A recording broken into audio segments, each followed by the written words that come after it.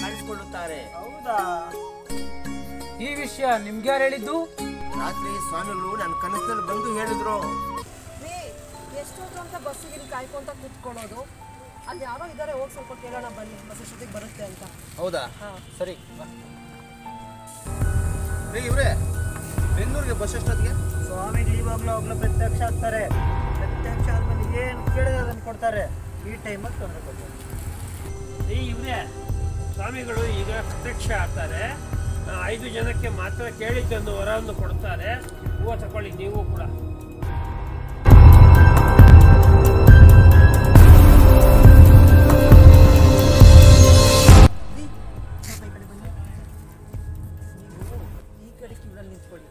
ನಾನು ಆ ಕಡೆ ಕ್ಯೂನಲ್ಲಿ ನಿಂತ್ಕೊಳ್ತೀನಿ, ಸರಿನಾ?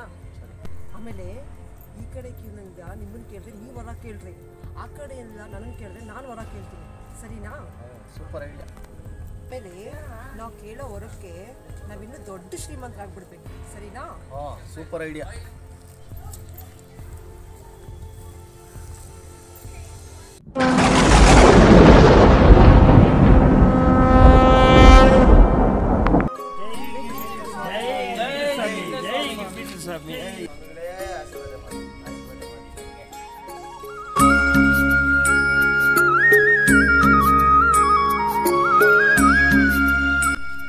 ಭಕ್ತರೇ, ಎಲ್ಲರೂ ಕ್ಷೇಮವಾಗಿದ್ದೀರಾ? ಒಳ್ಳೆ ಭಕ್ತರೇ, ನಾನು ಆದಷ್ಟು ಬೇಗ ಸ್ವರ್ಗಕ್ಕೆ ಹೋಗಬೇಕಾಗಿದೆ. ನಿಮ್ಮ ಆಸೆಗಳು, ಬೇಕೆಗಳು ಏನಾದರೂ ಇದ್ದರೆ ಆದಷ್ಟು ಬೇಗ ತಿಳಿಸಿ. ನಿಮ್ಮ ಬೇಕೆಗಳನ್ನು ತೀರಿಸಿ ನಾನು ಸ್ವರ್ಗಕ್ಕೆ ಹೋಗಬೇಕಾಗಿದೆ. ಸ್ವಾಮಿ, ಏನು ಕಂದ ನಿನ್ನ ಸಮಸ್ಯೆ? ಸ್ವಾಮಿ, ನನ್ನ ಹೆಸರು ನಾಗೇಶ ಅಂದ್ಬಿಟ್ಟು. ನಾನು ಮೊಬೈಲ್ ಜಾಸ್ತಿ ನೋಡ್ತಾ ಇರ್ತೀನಿ. ಬೇಗ ಚಾರ್ಜಿಂಗ್ ಖಾಲಿ ಆಗುತ್ತೆ, ಬೇಗ ಕರೆನ್ಸಿ ಖಾಲಿ ಆಗುತ್ತೆ, ಬೇಗ ನೆಟ್ಟು ಖಾಲಿ ಆಗುತ್ತೆ. ಈ ನನ್ನ ಸಮಸ್ಯೆಗೆ ನೀವೇ ಪರಿಹಾರ ಕೊಡಬೇಕು. ಸರಿ ಕಂದ, ಹಾಗೆ ಕೊಡ್ತೀನಿ.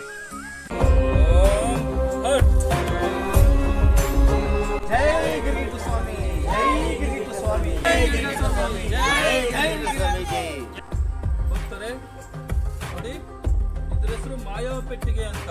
ಇದು ನಾವು ಕೇಳಿದ್ದನ್ನೆಲ್ಲ ಕೊಡುತ್ತೆ ಅಂತ ಒಂದು ಪೆಟ್ಟಿಗೆ ಇದು. ಕಂದ, ನಿನ್ನ ಮೊಬೈಲ್ ಅನ್ನು ತೆಗೆದು ಈ ಮಾಯಾ ಪೆಟ್ಟಿಗೆಯಲ್ಲಿ ಇಡು ಕಂದ.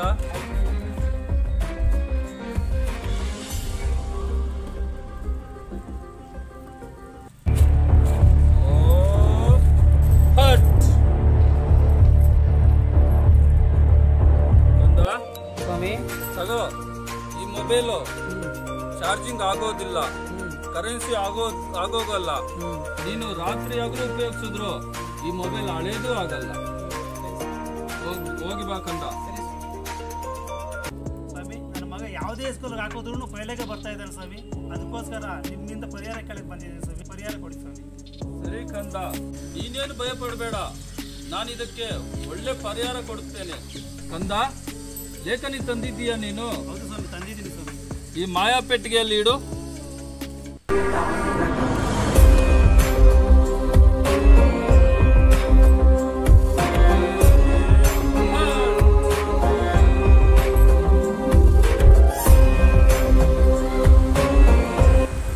ಕಂದ, ನಿನ್ನ ಮಗ ಎಕ್ಸಾಮ್ಗೆ ಅಂದ್ರೆ ಪರೀಕ್ಷೆಗೆ ತಗೊಂಡು ಹೋಗೋವಾಗ ಈ ಪೆನ್ನನ್ನು ತಗೊಂಡು ಹೋಗೋಕೆ ಕೇಳು. ಈ ಪೆನ್ಗೆ ಒಂದ್ಸರಿ ಎಲ್ಲ ಪ್ರಶ್ನೆಗಳನ್ನು ತೋರ್ಸೋಕೆ ಕೇಳು. ತೋರಿಸಿ ಆನ್ಸರ್ ಪೇಪರ್ ಮೇಲೆ ಇಟ್ಟರೆ ಸಾಕು, ಎಲ್ಲ ಅದೇ ಬರೆಯುತ್ತೆ. ಈ ಪೆನ್ ವಿಶೇಷತೆ ಏನು ಗೊತ್ತಾ? ಇಂಕು ಖಾಲಿ ಆಗಲ್ಲ. ಪರೀಕ್ಷೆ ಟೈಮಲ್ಲಿ ಮಾತ್ರ ಉಪಯೋಗಿಸೋಕೆ ಕೇಳು, ಪರೀಕ್ಷೆನೆಲ್ಲ ಅದೇ ಬರೆಯುತ್ತೆ. Out of ತೆಗಿತಾನೆ.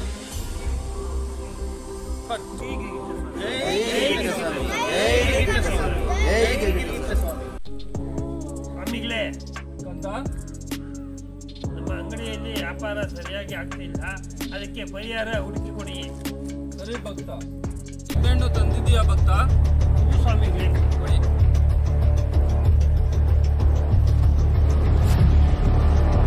ಓಂ ಹಟ್. ಓಂ ಸುಮಂತರ್ ಗಾಳಿ.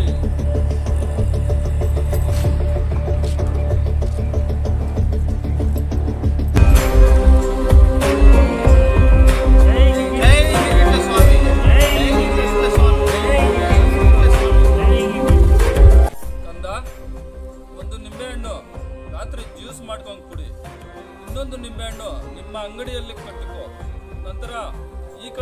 ಕಿಲೋಮೀಟರ್ ಜನ ಕ್ಯೂ, ಈ ಕಡೆ 3 ಕಿಲೋಮೀಟರ್ ಜನ ಕ್ಯೂ ವ್ಯಾಪಾರಕ್ಕೆ ನಿಂತಿರ್ತಾರೆ. ಆಯ್ತು ಸ್ವಾಮಿಗಳು. ಒಳ್ಳೇದಾಗ್ಲಿ, ಹೋಗಿ ಬಾ ಕಂದ. ಸ್ವಾಮಿ, ಕಂದ, ಮುಂದಿನ ವಾರ ನನ್ನ ಮದುವೆ ಇದೆ. ಎಲ್ಲರೂ ನನ್ನ ನೋಡೋದು ಸ್ವಾಮಿ. ಎಲ್ಲರೂ ನಿನ್ನನ್ನೇ ನೋಡಬೇಕಾ ಕಂದ? ಸ್ವಾಮಿ, ಎಲ್ಲರೂ ಸರಿ ಕಂದ, ಈ ಶೇಡ್ ತೆಗೆದು ಈ ಮಾಯಾ ಪೆಟ್ಟಿಗೆ ಎಲ್ಲ ಹಾಕು. ಬಿಡ್ಲಾ ಸ್ವಾಮಿ? ಅದನ್ನೇ ಹೇಳ್ತಿರೋದು ಕಂದ.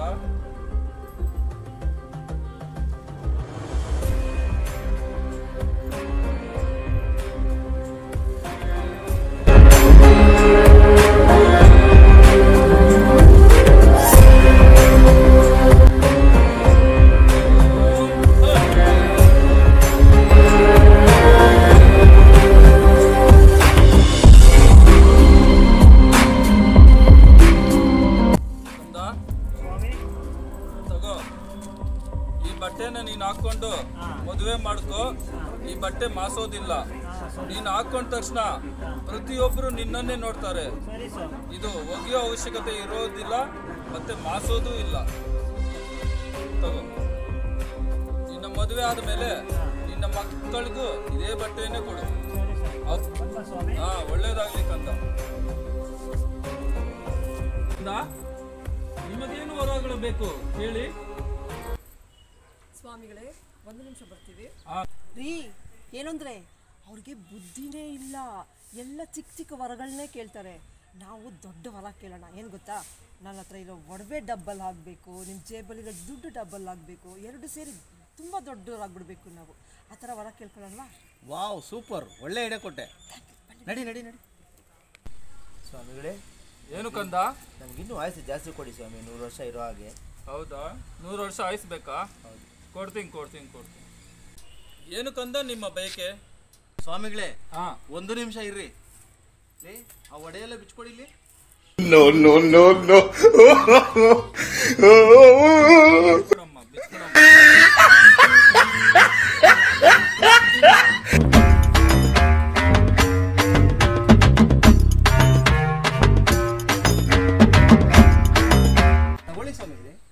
ಏನು ಕಂದ ಇದು? ಒಡವೆ ದುಡ್ಡು ನಿಮ್ಮ ಮಾಯಾ ಪೆಟ್ಟಿಗೆಯಿಂದ ಹಾಕಿ ಆ ಪೆಟ್ಟಿಗೆ ತುಂಬಾನು ದುಡ್ಡು ಒಡವೆ ಕೊಡಿ ಸ್ವಾಮಿಗಳೇ. ಹೌದಾ? ಸರಿ, ಹಾಕಿ.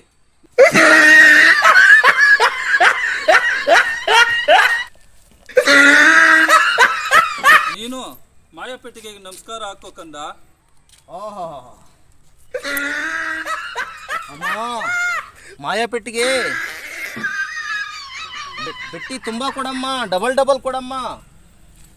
ಕಂದ, ಈ ಪೆಟ್ಟಿಗೆ ತುಂಬಾ ಒಡವೆ ದುಡ್ಡು ಬೇಕಂದ್ರೆ ನೀವಿಬ್ಬರು 3 ನಿಯಮಗಳನ್ನು ಪಾಲಿಸಬೇಕು.